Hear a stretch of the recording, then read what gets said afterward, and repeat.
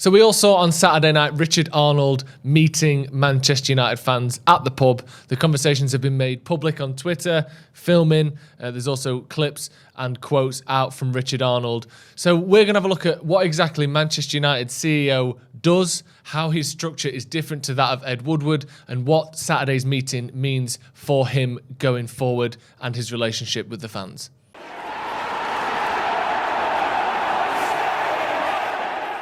Hello and welcome to Stretford Paddock. My name is Joe. That is Alex Baguley. Hello, Joe. And we're going to have a little look at the structure at Manchester United, Richard Arnold's involvement in that, and obviously, after this meeting on Saturday, exactly how he's different to Ed Woodward. He sort of professes that things are being done differently now, how John Murtagh is different to Matt Judge and the people that have gone before them, and exactly what is going on at Manchester United that has led to our CEO being sat in a pub beer garden with some disgruntled Manchester United fans. Yeah, I mean, I think straight away, that's the difference between Ed Woodward and Richard Arnold. Or it seems to be straight away. You've got Ed Woodward, who has been so disconnected from the fans, has done very, very little bits of media, and a lot of the time made his bits of media about himself. Remember the we can do things in transfer market no one else does. That is one of the stupidest quotes anyone's ever made, that, isn't it? Yeah, and then also his lack of, getting involved in anything like that. There was no fans forum meetings that he went to. He did, various little things across his time as CEO. But this has completely changed now with Richard Arnold. And look, there are people questioning, the fans that went and protest whether that was the right thing, whether Richard Arnold was doing the right thing, addressing these fans, whether the clips coming out or whatever. Yeah. But again, personally, I do believe that this puts Richard Arnold in a much better light than Ed Woodward. Yeah. And hopefully is the sign of a little bit of a change at Manchester United. Yeah, like you said, there's been a bit of back and forth, a bit of controversy about which parts of this were a good idea and were a bad idea. Mm-hmm. But like you said, let's look at where we are as a result of it rather than, which fan thinks this and which fan thinks that. We know more about Richard Arnold's character than we ever knew about Ed Woodward.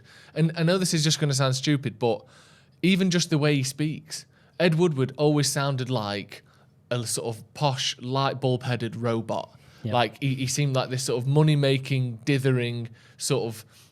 You could almost imagine him on a sort of conservative backbench. You could imagine him in that sort of role. Whereas Richard Arnold, again, not that he's, wherever he lives, he's not some, working class man of the people. However, he speaks to people. Yeah. The fact that he's come out and done that, even the couple of swear words he threw in there suggests that he's a little bit more of a human being than Woodward ever seemed. Woodward always had this air of, I'm better than you lot. Yeah. I stand here with my suit on, with my sort of posh head, and again, some of that maybe isn't his fault, but visually, he just looked crap. Yeah, it didn't work. Whereas, again, we've seen a bit more from Richard Arnold already. One thing I wanted to sort of mention, just as we were going through some of this article from The Athletic, Adam Crafton with a brilliant article sort of dissecting some of what happened on Saturday. The first sort of point he mentions is, He did politely ask for the contents of the conversation to be kept private and not filmed, but footage of the meeting soon made its way on social media. It's interesting that because obviously he's asked for that and then that hasn't happened. But later on in this article, as you would expect, it kind of alludes to the fact that he kind of knew it was likely that some of this would be recorded. Yeah, he's not an idiot, is he? There hasn't been any fallout from United directly straight away. There hasn't been stuff saying, this has happened and things like that, and we're against what was said and we're denying this. So there's nothing been on that terms.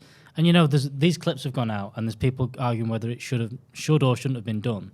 But there's still people arguing whether what he said was real after a clip had been posted. So what that would have been had there been no footage, I don't know. Look, again, I'm in the middle of whether it was right or wrong to be videoed. If he has asked for it to be private, that's one thing. But at the same time, like you mentioned there, the CEO of Manchester United Football Club going to the pub was never not going to be a picture or a video happen in some way, shape or form. Yeah. And Richard Arnold, again, you mentioned there, he's the CEO of Manchester United Football Club. Yeah. He's clever enough to realise that this was going to go out. And like you mentioned, he has shown a bit of personality. There was always going to be some PR element to it. Yeah. You don't get to the position of CEO of Manchester United Football Club without having that knowledge, without knowing that people are going to do this, without knowing that it's not going to really matter. Yeah, and it is what it is. He's been at the club since 2007. Yeah. So he's not new to this. No. He's seen how people have disliked Ed Woodward. Yeah. He's seen how people protested outside Ed Woodward's house,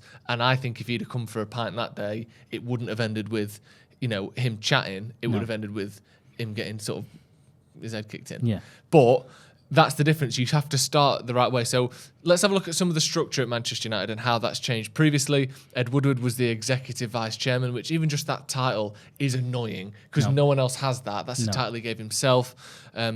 Then underneath him was sort of Matt Judge doing for a long time. He was the negotiator and the person that would kind of director of football negotiations was his official title. He would get the deals done. He would get the transfers done alongside Ed Woodward. Now we see a change in structure there. Obviously, it's Richard Arnold, who's the chief executive, which is, again, a much more traditional title that doesn't feel like it was written by the man himself, who then has John Murtaugh doing most of those footballing decisions. That's the crucial difference. And we've got some quotes, obviously, from John Murtaugh. The crucial one is, do you want me to buy the players? Does that ring any bells? Now, apparently, word from sources, the Athletic sources, was that wasn't a dig at Ed Woodward. I can't see what else it could possibly have been other than, remember, Ed Woodward buying the players himself. You don't want that, do you? That is a dig at him, innit? Yeah, There's no two ways about it. What else could it possibly be? The only other bit is it might be a dig at Matt Judge as well. That's the only additional bit that it must be, is that, Richard Arnold has made that statement because he doesn't want to be doing that. That's not what he's been brought in to do. Mm-hmm. He mentioned in these clips and these quotes that he's there to give money to John Murtaugh and Erik ten Hag and say, right, you go and do your job. And that's what he's there to do. He isn't there to go and negotiate players. And the other part of all this is that we've looked at this all the way through, and this isn't a new thing with Richard Arnold. There's been quotes. There was an article on the Athletic from the 6th of June we were looking before saying that Richard Arnold is willing to delegate a lot more than his predecessor. That's one of the quotes come out, and that is something you've seen straight away. That isn't some. Richard Arnold doesn't want to be negotiating that. He's leaving people who are good at the jobs that they're good at to do that. And whether it turns out to be right, whether he's too much for PR, whether he gets the right people in, is the next stage of that. If he's got the wrong people doing them jobs, the delegating's no good. Yeah. That will be yet to be seen. But it's not going to be because he's doing a bad job of negotiating a transfer. It's because he's hired the wrong person to do that. Exactly. Well, we've got John Murtaugh, who's the football director. Then we've got the recently appointed Andy O'Boyle, who's the assistant football director. Mm-hmm. Literally, John Murtaugh's sort of understudy there. Yeah. And then obviously below that we've got academy and recruitment and director of football operations as well in there. Mm-hmm. But just like that, immediately you've got more people doing this job, which makes sense because there was always stories, certainly in the start of his tenure, that Woodward kind of thought, I can do a bit of all this. I can be the sort of football manager, buying in one big name signing per season, etc., etc.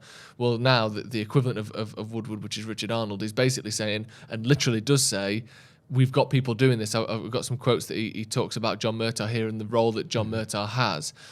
He says, I'm going to do my bit with John to make sure the money is there. That's all I can do. I'm going to talk to any fan and answer any email. But he references John Murtaugh quite a few times in this as well. Here he says, here's the money, right? John, you're the fucking director of football. Eric, you're the manager. Who do you want?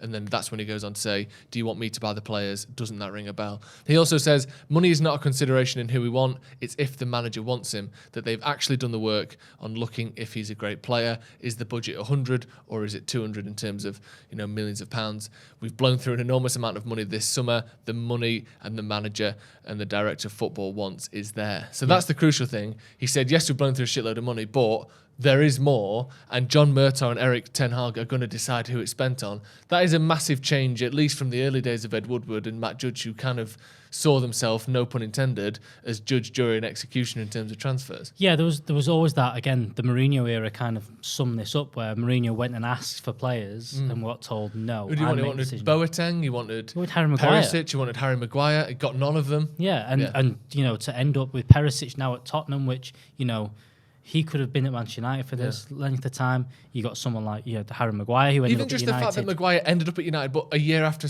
and for £30 Mourinho million had been sacked, for £30 million more. Yeah, all those decisions just seems incorrect. And there's all these things about was this manager right? Was this manager right? But it always seemed like it was a decision of no, I'm going to make a decision on who you get to, which players you get. And now and again, I'll give you the player that you want. Yeah. But it might be the guy that, we've already scouted. It might be that kind of stuff. It's not who you want. And you're hoping this is a change in it. Now, the big thing in that, we picked up on this is that he said the money's there. It isn't a money thing.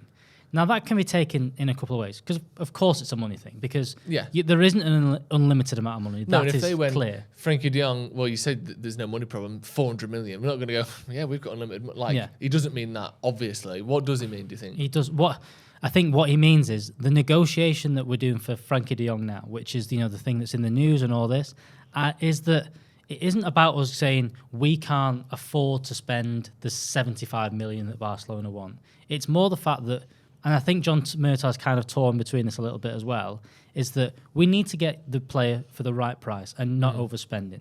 And now, even though Frankie de Jong is Erik ten Hag's number one target, I think he's cautious, and so he should be, in going, we're not spending more than this. This is the money we've got for him. This is what we think is right in the terms of his contract, in the terms of what you need. This is what we're willing to spend on him. Yeah. And we're going to play a bit hardball with this. Now, that could, blow up in the faces. We don't get him and end up with somebody else. But you can kind of understand that when, we mentioned Harry Maguire a lot. People have said, well, if we'd have gotten 50 million, it wouldn't have been as bad. Yeah. And that there is a framing to that, of that if you spend 65 million on Frankie de Jong, it's a lot of money. If you spend 85 million, you go, same as Pogba again. Yeah, if you spend 85 million, you need to be one of, if not the best midfielder in England. If you spend 60, you can be, half as good as Jack Grealish and get away with it. Do you know what I mean? Just because the comparisons are going to be different. You're being put in a different bracket. If you're 60 million, you're being compared to the likes of Naby Keita at Liverpool. If you're 80, 100, you need to be, well, why? He's cost more than De Bruyne, cost more than Bruno, cost more than every other top midfielder in the country. That's who you're being compared to, as we've seen with Harry Maguire.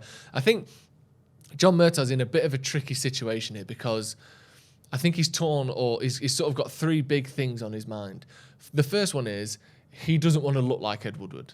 No. He doesn't want to look like Matt Judge and this sort of, admittedly, John Murtaugh says Richard Arnold says it himself about how we've just burned through cash. You don't see the £1 billion that we've spent. He doesn't want to look like his predecessors. They're all so aware that you don't want the fans to think you're like Ed Woodward.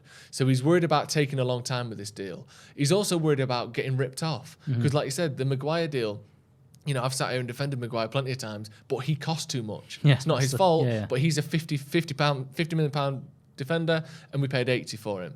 So we can't get ripped off, but you can't dawdle either, because that's what they did. Yeah. And then in the third thing as well, he's also got it in his mind that if I don't get these players, we're just going to fail. Yeah. So you can't get ripped off, you can't dawdle, but you still have to sign him. Yeah. It's a tricky position he's in, and I respect that. And I think there's a good point made in this Athletic article, and one we've sort of mentioned before. But Frankie de Jong, whether he's at Barcelona, Man United, Man City, Bayern Munich, wherever he ends up, isn't going to be back in training until probably the second week of July, because he's just finished at the Nations League. So he's not missing training sessions because United have taken an extra week to get this deal done. Yep. Darwin Núñez and Erling Haaland haven't trained a single second for Liverpool or City yet, because everyone's off.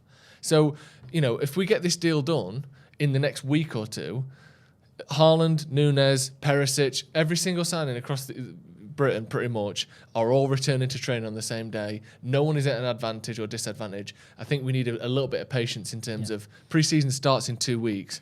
If we don't have anyone by then we can start getting a bit edgy. But Murtaugh's got a tricky job on his hands here, and I think this deal is going to be the sort of the marker that the standard he is held to for a long time. If he gets this wrong, oh, fucking hell, it's just Woodward, 2.0. If he gets it right, okay, brilliant, maybe we're seeing a bit of change. It's a big deal, this signing. It is. The other thing that kind of gets brought up, and will get brought up, especially at this time of year, is that you've got him now negotiating over about, I think the rumour today is United are about 15 million apart in the valuation. Next week, or in the next 7 days, I believe, the Glazers and the shareholders get paid out 11 million in dividends. Yeah. And that is always going to be the problem as well, is that, look, because I agree that he should be trying to get a better price and all that kind of stuff, but it will always be framed, whilst the Glazers are in charge, whilst these dividends are getting paid out, of that money could just go to there. We could just do that now, and whether that's a speed thing, we can just get the transfer done, and he can go through all his medicals, his marketing stuff, and his pictures at Old Trafford and all that before we go on pre-season. Let's just spend the money that we would have given to the Glazers. And that's the problem with it all. And that is always going to be the way it's framed. Whether it's right or wrong that he's negotiating this is the problem. One of the big problems at Man United. Yeah, you look from the outside looking in as fans, and obviously we're outside of the business side of things. Those deals and negotiations are hidden from us. There's 11 million quid going to the owners, and we're 11 million quid short of what we need for De Jong.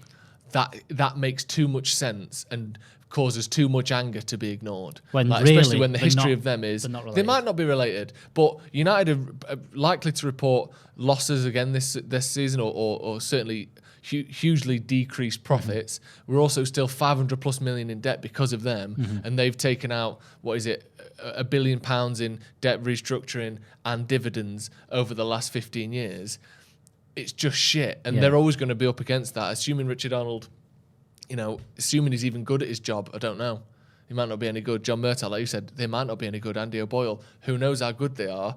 The structure looks like it's more coherent now. This is a structure that makes sense to me. You've got Richard Arnold as the chief exec. You've got Ten Hag as the manager and his assistants. Then you've got John Murtaugh as the football director. You've got Andy O'Boyle, who's the assistant football director. Darren Fletcher, again, his role seems a little bit unknown to the fans, at least. I hope that he's got a well detailed layout in terms of, privately he knows what he's doing. And then underneath that you've got the academy, the recruitment, and the scouts. That makes more sense to me. Even the fact that John Murtaugh's got an assistant, that makes more sense, because how big a job is football director of Manchester United? It's ridiculous. The fact that Woodward tried to do it all by himself. No wonder we're in the state we're in. No wonder we've made so many mistakes in transfers and business dealings over the last, 10 years. No, as well. I think Richard Arnold kind of brought up as well that, this all comes from the same pot of money, but they're all different things he needs to work on at the same time. He mentioned the training ground and the investment needed in the stadium that are very different to the transfer budget. They aren't just going to come from the same place. He needs a sponsor for the stadium potentially, or a sponsor for the new training ground, or investors and things like that. It's a very different place. Yeah, it's from a different place, and I think that's something that we're kind of realising with this little bit more sort of transparency from these people. Richard Arnold, I don't think has done himself anything but a favour really by going and speaking to the fans. It makes him look like a real person. It makes him less detached, and also what he said, most of us pretty much agree with. We've spent terribly. It's been awful. Last season was horrendous. How do you think this affects things going forward then? Because obviously one of the problems that everyone has always had with Woodward is that you never knew who he was. He was never someone that spoke to people. Even, I don't want Richard Arnold to try and be everyone's best mate all the time, but at least seeing that he's a person that cares and knows, and even just that he knows some of the dates of things and he references stuff that happened 15, 20 years ago. He's obviously someone that knows a lot about Manchester United. How do you think this affects his relationship with the fans going forward? Do you think we should expect more of this? I'm hoping there's never going to be something like this again. I don't think Richard Arnold's going to go to the pub every week. I don't think John Murtaugh's going to join him next week doing it. But I do think Richard Arnold already, there's been reports, he does answer every email. This was done well before, this has happened, that he does answer emails. He does answer LinkedIn messages. He answers all these things. Yeah. And I'm hoping he continues on doing that, whether it's him or a secretary. It's just better. Yeah. And giving proper answers as well, not just a case of you'll see in a few weeks and things like that. Yeah. Hopefully his if he does speak to the media, and there's a balance with all this, it can't be the Richard Arnold show all the time of him coming in front of it, because that, again, with how Woodward was presented, it felt like the Ed Woodward show when he went on the media. It wasn't a case of I'm talking to the fans. It was, oh, look at me. Yeah, exactly. It all had a sort of filtered Hollywood quote to it that, as I said before, we can do things in the transfer market other clubs can only dream of. Who's written that? I'd much rather he say, here's the money, right? John, you're the fucking director of football. You're the manager. Who do you want? That's better than we can do things that other clubs can only dream of. Already, that's better, isn't it? Yeah, of course it is. Because, again, at the same time, it puts out to the entire footballing world that it's guys doing scouting and going to do that, and not just these Hollywood deals that we did under Ed Woodward. Yeah. And it's not the case of he just went, do you know what? Let's pitch this as a marketing exercise rather than a football exercise. Yeah. That was what happened most of the time. That's true. And I think that's the problem. And like we've said there, it can't just be all about that. How Richard Arnold goes forward with this will be very interesting. Whether he does this more, whether he does this in more structured places through Manchester United, through different outlets, I don't know. But I'm hoping that this is the start of not just Richard Arnold doing it, but the likes of John Murtaugh making the right things. There was quotes as well talking about the announcement of Erik ten Hag. It wasn't Richard Arnold on the sheet talking about him, because he doesn't know football, so why would he comment on it? Exactly. It was John Murtaugh saying how much he liked Ten Hag, how much he liked it. The football people giving their show, and they're little things that are different to when Edward was there. It wasn't, it was always Edward was delighted to announce Jose Mourinho, the biggest manager in the world that can sell, puts us on the stock exchange and all this kind of stuff. That was what it was before. Yeah. Now it's, here's John Murtaugh, the guy that's hired him because he knows his football stuff. Yeah. Here's what he has to say about him. That's important. That is better already, isn't it? Like, we were never really introduced to Matt Judge. He was never a public face. He was always the person sort of, squirreling away in the background getting these deals done. But like you said, it was a businessman, a banker, was the public representation of Manchester United for 10 years, with a merry-go-round of sacked managers beneath him. Now, at least, Richard Arnold has pretty clearly said John Murtaugh is the one that's doing this. Yep. He's the football director. He's got a history of working in football. He's worked for the Premier League. He's worked for Manchester United. Already, that seems better to me. Yeah. Now, we've kind of been very positive about all this. It doesn't matter until it kind of pays off now. So that's true. We've talked about all this, and I think that what's happened is a good thing. But the next step is, they have to get the signings. They have to get that done. There's rumours of, this De Jong signing and leading to the next 4 coming in kind of thing. Mm-hmm. That needs to happen now. And we need to start the season well. We need to get the right things right. And we don't need Erik ten Hag coming out on the 1st of August going, I like my squad, when he's only signed Frankie De Jong. Yeah. That can't be what happens this season. And also, this can't be the end of the communication. We need more of it. We need more of that. Yeah. And you're hoping that this isn't just the start. This isn't a one-off thing. This needs to be more of this. There needs to be better things in the transfer market. There needs to be better things and more communication about the stadium and the training facilities, like Richard Arnold says, because this is only a little bit. It needs to be a lot more, because this can only be the start. Exactly. Like I said, the proof is going to be in the pudding. Do we get the transfers right? Do we get the transfers the managers wants? If you've got a David Moyes situation where at the end of the season, at the end of the window, he's got Fellaini and that's it. If it's De Jong and that's it, that's probably not enough. But let's start by getting these transfers sorted. Again, I think most people came away from that thinking more of Richard Arnold than they did before, which, again, you've got a sort of leg up there. Let's now use this to actually do a good job. You can say all you want. These people can come out and chat about Manchester United with a better sort of angle than the last people did. But as you said, the proof is in the pudding. Who do you sign? How do things work on the pitch? How do you back the manager? Let's see that next. Right. Hit subscribe if you haven't already. Let us know your thoughts in the comments, your thoughts on, I wouldn't say interview, this conversation that was had with Richard Arnold, your thoughts on how that went, your thoughts on the new structure at Manchester United. Do there seem to be some signs of optimism, or do we just need to start getting transfers done? Hit like if you haven't already, and we'll see you in a bit.